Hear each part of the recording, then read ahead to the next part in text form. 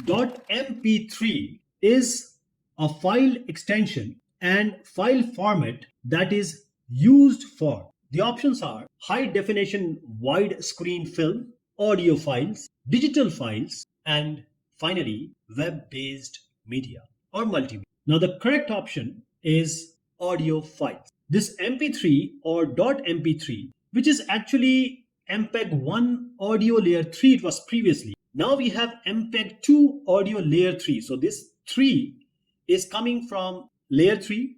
MP is coming from MPEG.